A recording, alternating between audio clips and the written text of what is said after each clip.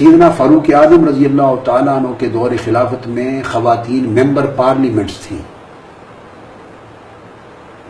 یعنی یہ کتب حدیث اور کتب سیر اور کتب تاریخ میں آتا ہے کہ آپ نے ایک بل پیش کرنا چاہا لمیٹیشن آف ڈاور کا، کہ مہر کی حد مقرر کی جائے. سیدنا فاروق اعظم جب وہ خلیفۃ المسلمین امیر المومنین تھے، اپنی پارلیمنٹ میں جو مدینہ کی اسلامک پارلیمنٹ تھی، کہ خواتین کی شادی کے وقت جو مہر مقرر کیا جاتا ہے اس کی میکسیمم لمٹ فکس کی جائے. ایک خاتون صحابی جو ممبر تھی کھڑی ہو گئی اور انہوں نے خلیفہ کے اس بل کو چیلنج کیا اور کہا کہ جب اللہ نے حد مقرر نہیں کی تو آپ اس کی لمیٹیشن کیسے کر سکتے ہیں. تو سیدنا فاروق اعظم نے پوچھا کہ اس آپ کے ویو پوائنٹ پر ایویڈنس کیا ہے. اس نے قرآن کی آیت کوٹ کی فَإِنْ آتَيْتُمْ إِحْدَاهُنَّ قِنْطَارًا، اگر سیپریشن خدا نہ خواستہ ہو جائے اور آپ ان کو سونے کے ڈھیروں کے ڈھیر بھی دے چکے ہو مہر میں ڈاور کے طور پہ، تو واپس کچھ نہیں لے سکتے. اس نے کہا یہ جو قرآن کا لفظ ہے یہ جوریسپروڈنس کی بات تھی کہ لفظ ڈھیروں کے ڈھیر یہ بتاتا ہے کہ there is no limit has been fixed on ڈاور.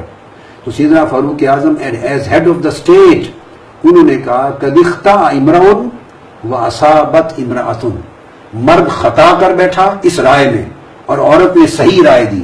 آپ نے اپنا بل ودڈرا کر لیا پارلیمنٹ سے. اس کے اوپر تمام کتب میں ریفرنسز ہیں. میری یہ کتاب ہے اسلام میں انسانی حقوق، ہیومن رائٹس ان اسلام.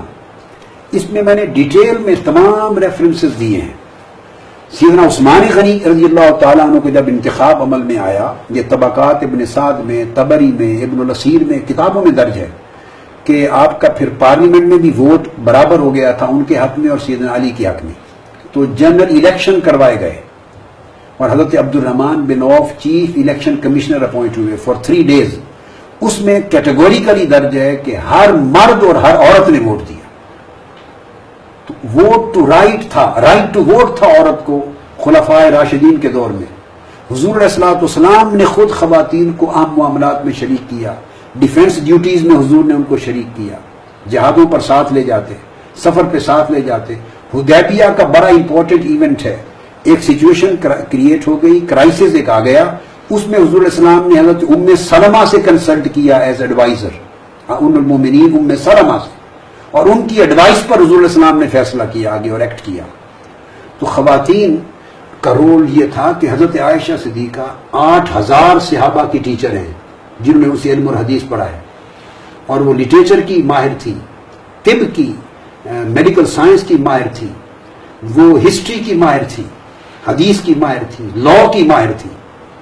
اسی طرح ڈپلومیٹک ریلیشنز میں حضرت ام کلثوم سیدنا علی کی صاحبزادی، سیدنا عثمان غنی رضی اللہ تعالیٰ عنہ نے اپنے زمانے میں ان کو ایمبیسڈر اپوائنٹ کر کے ملکہ روم کی حکومت کو بھیجا تھا ایز ایمبیسڈر.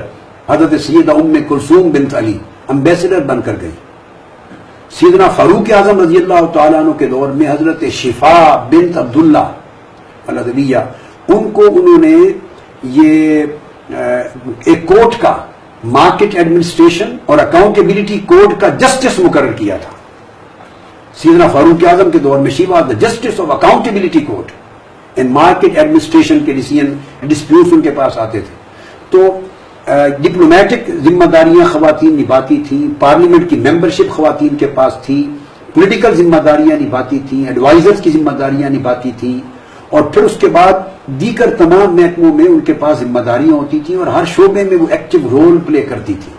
اور اسلام نے ان کو وہ عزت دی، ان کو لیگل رائٹس دیے، اسلام کو ایویڈنس کے رائٹس دیے، ڈومیسٹک رائٹس دیے، ان کو اکنامک رائٹس دیے، کاروبار کرنا، تجارت کرنا، بزنس کرنا، جاب کرنا.